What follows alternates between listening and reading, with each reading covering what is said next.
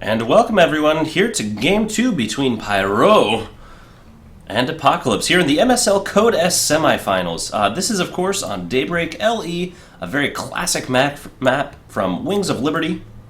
We do have pyrO down here is the red Terran in the bottom left-hand corner of the map, and his opponent, the blue Terran here, Apocalypse, in the top right-hand corner. Last game we saw Apocalypse go for a little bit of a biomech play, focusing on Hellbats and drops, and pyrO going for a much more bio emphasis and a little bit more upgrades. And in the end, pyrO was able to take out a pretty good contingent of forces there in the middle of the map without losing very much himself, and after that was able to simply walk over to his opponent's base and basically break his way right in. I feel like Apocalypse was caught a little bit off guard, and that he lost more in his drops than he intended, and so his army supply was actually quite a bit smaller than his opponent's. But we'll see how this goes, because remember, this is a best of 5.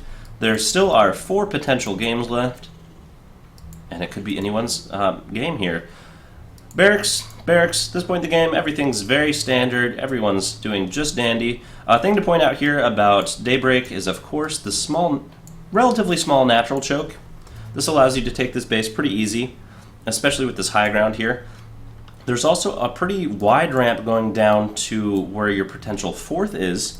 However, it does in fact have those destructible rocks. So at the very beginning of the game, that's a hard choke to push through, but as the game goes on, you actually have a much easier time of it, as you've usually taken those down.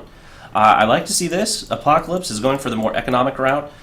People might say that this doesn't make much of a difference versus this, but the walk time there actually saves you quite a few minerals, although you're not walled in. However, walling it off against fellow Terran players is usually fruitless anyway, so I actually quite agree with this play from Apocalypse here. Choosing to increase his mineral mining instead of anything else fancy. Also love to see the fact that no guys are mining gas there. He's pulling off one at a time. Excellent control. What is the APM? 50-something? Easy peasy. Both players opening up Reaper. pyrO having a little bit more efficient build, which is a bit interesting, and we'll see why. It's because he's down on 1 worker. The orbital command timings were slightly different, if I'm not mistaken. And we do see a different, finally, a little bit of a difference here. We have the fast Reaper out from pyrO, the reactor, but now this means that this Reaper that is now on its way here is the only fighting unit that pyrO will have for quite some time, while his opponent here will have a plethora of Marines. In a one-on-one engagement, Reapers used to destroy Marines, as they did bonus damage to light units. That has been reduced. They do simply, I would call it meager damage at this point in time. It's kind of like they shoot dual airsoft pistols. The Reaper here is going to be a little bit annoying. It will kill off the SCV here. Enough air pellets from an air pistol will in fact take out SCVs, in case you're wondering. And a little bit of a blunder here, not taking and continuing to rebuild. I think he's waiting for the fact that he has no units here to repel. We do have that Reaper coming all the way back, so excellent job here. This Reaper already getting 3 kills. Unlike the Zerg, he can't make himself into a spine crawler and then cancel at some point later. The Marines here will get an excellent shot off. They clearly had scopes on their weapons. And he will take out, I thought, I do believe that he thought that he was getting bunker rushed. In all actuality, that was his bunker. A little bit more safe option here from Apocalypse, taking that command center on the high ground in the back where it's much easier to defend, meant that he was able to keep that alive. So this orbital command is already halfway done, while his opponent's, which was started earlier, he was able to pick that off. So now I'd say that Apocalypse is in a pretty good lead at this point in the game. He's got 2 additional workers. He's going to have that economy advantage here for, the next 30, 40 seconds or so, until the command center and orbital command kick in for his opponent. There's a slight delay as he has to pick up and fly over, and a big deviation this game, as remember last game he went biomech. This game he's actually going straight up bio so far. We do have Stim on its way. Stim is usually indicative of wanting to be a little bit more aggressive. Combat Shield is generally considered the more defensive upgrade, giving your Marines additional survivability until your medevacs can come out. Taking out these armored plates, everyone hates them. They're just armored plates. There's a whole bunch of debris The reason that people take them out is oftentimes in the middle of a very feisty engagement, you might misclick, or I do believe I've even heard people just saying if you just A-click into an area, your units might attack the plates. So taking those down is something you frequently see people do with their excess APM, as in the early portions of the game, you might have not much to do, and you want to warm up those fingers. You want to be able to be loose and ready for the upcoming game. So worker count, there's a pretty good lead actually from Apocalypse. So pyrO opened up a little bit riskier and was punished a little bit for it, as these workers had nothing to be protected by. As remember, building a reactor takes 50 seconds, and that is the equivalent of 2 Marines. So very early on in the game, you're actually sacrificing current units for future units. We also see stim coming down from pyrO as well, so we're not going to see a huge difference in upgrades. Army size, pyrO is much larger at this point in time by at least 3 or 4 Marines. Although additional production is on its way for Apocalypse, and Apocalypse has been taking this opportunity to continue teching. We do see, of course, a starport and a factory out from pyrO as well. They've both been mining off 2 gas here for a little while. We have +1 weapons going down, and +1 weapons is still a little bit ahead for Apocalypse. So overall, I still feel like Apocalypse has a little bit of a lead going into this mid-game. And where everyone is actually playing very passive right now, trying to get macro up, get a good advantage, although Apocalypse here is floating quite a bit of a bank. There it goes, going for that fast command center. We'll see how long that remains unscouted. If it does remain unscouted for quite some time, it could give him a huge economic benefit, and we'll see where this goes in the future. Double medevacs, much better here. Remember last game there was no reactor on either the starport or the factory, and I feel like that really hurt Apocalypse's production. We also see pyrO, it feels like pyrO is very frequently supply blocked.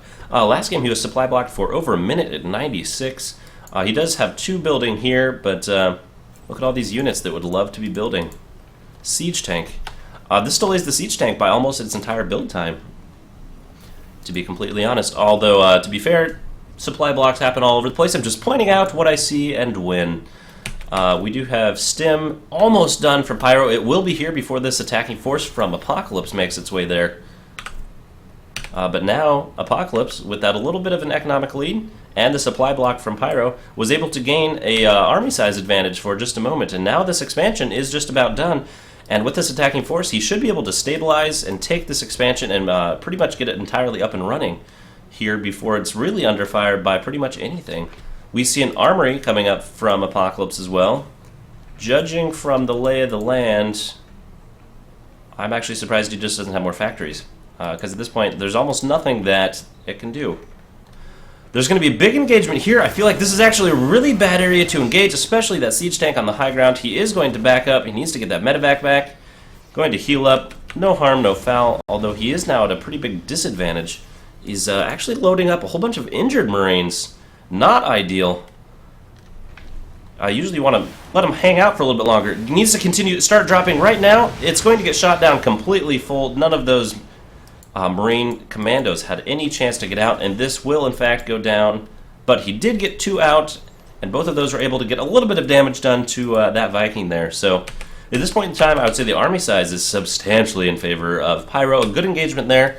I feel like it was a bad choice to run up this ramp. I think instead he should have checked for that third, and then backed away, or at least poked in, a little bit. But after getting fired upon by siege tank, I feel like that might not have been the wisest choice. Although in the worker count, he is definitely ahead. He's up by 10 now. Remember, there's not really been much harassment. Only 3 workers went down at the very beginning of the game. And it's now built its way up into 13 workers. We do see additional barracks coming its way. The armory appears apparently was only for +2/+2. It doesn't look like we're going to see any Hellbats. Maybe I spoke too soon. Although this doesn't look like Hellbats to me with the tech lab. Okay, we're going to have a skirmish here. It really will depend on the placement here. And instead, Apocalypse simply retreating. He wants to engage in this terrible choke that he was forced to run through. But there's no medevacs here. These medevacs really need to come and heal these units up. This could go really poorly. pyrO here very wisely taking out this entire set of rocks. He needs to start sieging up, though, as there's a huge number of Marines and SCVs up here that could cause major damage. Okay, the sieging up is happening. A huge, giant blob of Marines and Marauders going to make their way forward.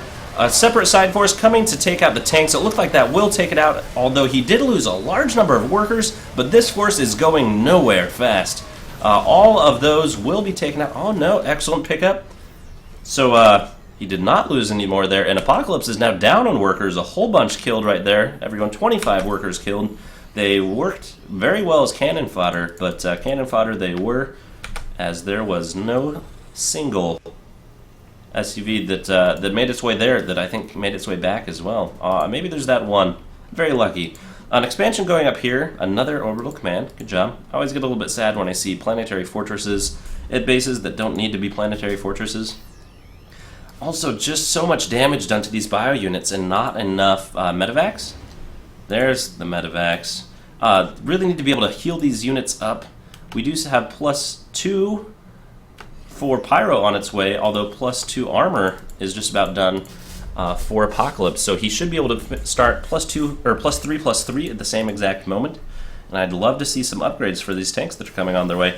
But this here, these actually a lot of SCVs going to be pulled. The pyrO not reacting at all. Every single SCV does go down. He's also going to lose this orbital command.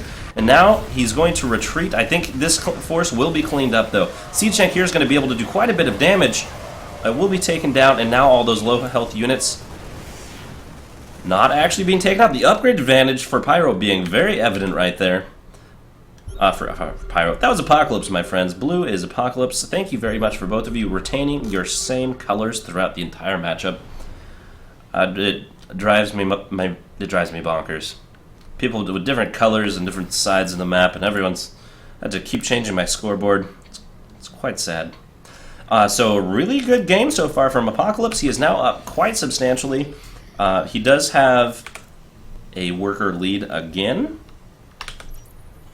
Didn't kill as many as he had killed. A little bit of an engagement here. He's going to back off. Good use of the stim to completely run away. I remember running up these ramps is going to be really quite difficult. And instead, it looks like pyrO here is just going to re-solidify here. I wonder if he's going to just take his third here. Do we have another base in production? We do, and we have another one from Apocalypse as well.